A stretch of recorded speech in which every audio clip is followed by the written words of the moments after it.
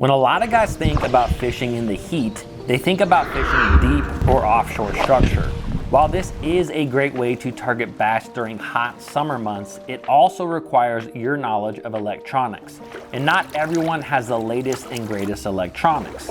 In this video, we will talk about fishing deep and using your electronics, but first, I want to talk about 3 ways any angler can catch big bass when it's hot. So stay tuned, it's gonna be a good one. This video is brought to you by Sportsman'sOutfitters.com. Sportsman's Outfitters typically has some of the best prices and best deals when it comes to fishing tackle on the internet. Whether you're looking for a new rod, a new reel, some new fishing tackle, a cooler, some hunting stuff, you can find it all at Sportsman's Outfitters. So if you would like to help support the Bass Fishing HQ channel and help me bring more videos like this to you, click on that link down below in the description for Sportsman'sOutfitters.com. The first thing you should look for to catch hot summertime bass is shade. But we are not just talking about any shade. During the heat, you want to find what I call sustained shade. Just like humans, bass love shade on a hot summer day. And while any shade pocket on a lake, river, or pond could hold a bass, the best thing to find is areas with sustained shade. These are areas of the lake that remain in the shade no matter what time of day it is. These type of areas typically have water temps that stay a few degrees cooler, which can make bass more comfortable and more active. Now, to find sustained shade on your body of water, it is typically best to fish smarter and not harder. Simply thinking of areas that are going to have sustained shade all day long beats countless hours of burning down the bank looking for it. For example, if you think about it, one of the best places to catch bass all summer long is under a dock. Why? Because docks have sustained shade. Looking at professional bass tournaments, we see this happen all the time. Years ago, we saw Matt Herron nearly win a summertime Bassmaster Elite tournament by fishing docks while all the other competitors were targeting offshore structure. While those anglers were fighting over different offshore schools, I said, you think that's cool? It's a beauty hole. You ain't part of the community. Matt Herron had free range of fishing docks and catching big bass, which is something that doesn't require electronic expertise to do. Now, the best docks during summer are often the ones that have the darkest shade on them, which typically means the main platform is close to the water. If the main platform sits high above the water's edge, then a lot of daylight can get under there, and these docks tend to be less productive. Once you start getting bites while dock fishing, you can establish a pattern as to what docks are holding the most fish. Maybe every time you get bit, you are fishing a dock that is on a main lake point, or maybe every time you get bit, you are fishing a dock at the mouth of a creek arm. But regardless, as you catch more bass, you may see a pattern, and then you can focus on those high percentage docks and skip all the ones in between. I typically target these docks with a 1/2 ounce Strike King structure jig, since it is one of the best skipping jigs on the planet. I will also use a drop shot with a 6-inch fat roboworm to fish on the outside of the docks to clean up any fish that I miss with a jig. While docks are great, they are not the only place that provides shade. Many small creeks also provide sustained shade because of the trees that grow on the bank.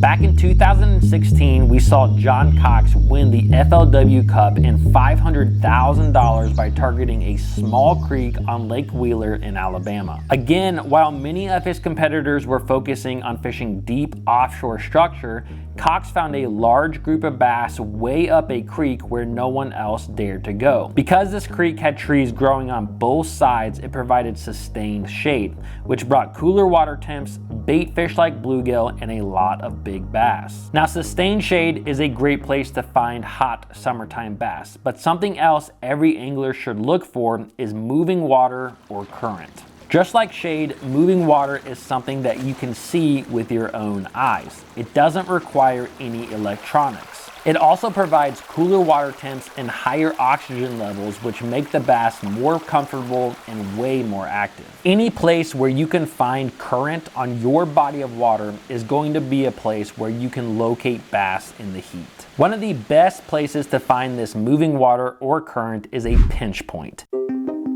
A pinch point is a spot on the lake where the water narrows. Water moving from one part of the lake to another is going to have to travel faster through a pinch point, which means this is going to be an area with a lot of current. And this is also going to be an area with a lot of bass. Some of the best pinch points include bridges, canals between lakes, or simply any place where the lake is more narrow. Now, in a lot of lakes, you will have current that is created by a dam, but even in natural lakes where there is no dam, current will be created by the wind. Wind will push water from one side of the lake to another, and when the wind stops, that water will flow back into place. This creates areas of current all over any natural lake. For example, if you think of Lake Champlain on the New York, Vermont, Canada border, this is a natural lake. Every year where we see a professional tournament on Lake Champlain, one of the best areas to catch bass is at every man-made pinch point, or bridge in this case. Water will often flow hard through these areas because of the wind, and there are always massive schools of bass near them. Now, on lakes where current is generated by a dam, areas where that current hits the hardest are going to have the biggest schools of bass.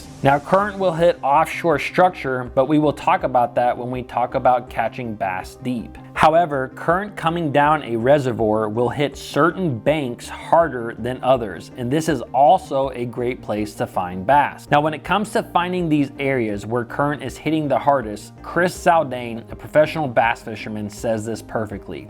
If you think about your lake being a lazy river at the local water park, any place where your raft hits the side of the lazy river is going to be the same place on a lake where current hits the bank the hardest. This is typically on any major bend of the main river channel. These main river channel bends can hold giant schools of bass that are just waiting for the current to bring them food. Lastly, when it comes to moving water, never avoid small current areas. This could be a small culvert flowing water into a pond, or a small creek where water flows after a storm, or a discharge pipe from a plant flowing into a lake. These areas may be small, but they can hold a tremendous amount of bait and bass. Now, before we start talking about fishing offshore, I want to talk about bass fishing's trump card, and the third place that I look for bass in the heat, which is vegetation. Almost every fishery that has some sort of aquatic vegetation is going to hold bass during the hottest months of the year. Vegetation provides cooling water, shade, and high oxygen levels because of the photosynthesis that takes place in the vegetation. The trick to catching bass around vegetation when it is hot is by focusing on the thick stuff. Whether that vegetation is submergent like milfoil or emergent like lily pads, the thicker the better. Most of the time, catching bass in thick vegetation comes down to frogging or flipping Texas rigs, so don't complicate this. I often fish a Spro pop and frog around this vegetation, or flip a Texas rig D-bomb or speed crawl in order to catch bass. It is extremely important to keep your lure selection simple and instead spend time hitting as many thick pieces of vegetation that you can find. Now, thick vegetation is great, but thick vegetation with bluegill is even better. Which brings me to my biggest point when it comes to fishing in the heat. In all of these areas we have talked about, shade, current, vegetation, you must have bait present in order to catch bass. In the heat, a bass's metabolism is super high, which means they process their food very quickly, which also means they have to eat a lot more during hot months than cold months. So therefore, bass are always going to be found close to their favorite food options. This could be prey like shad, bluegill, perch, or crayfish. So just make sure that if you find a good looking area, that there is bait close by. Now I want to talk about using your electronics to find bass on offshore structure. This is one of the most predominant patterns that we see to catch bass during the summer. And I actually made an entire video about my 3-step process to finding and catching offshore schools of bass, which I'm going to leave right here. So if you guys want to learn more about using your electronics and fishing offshore, then click on this video. Also, if you enjoyed this video, please don't forget to subscribe, and I'll see you guys in the next video.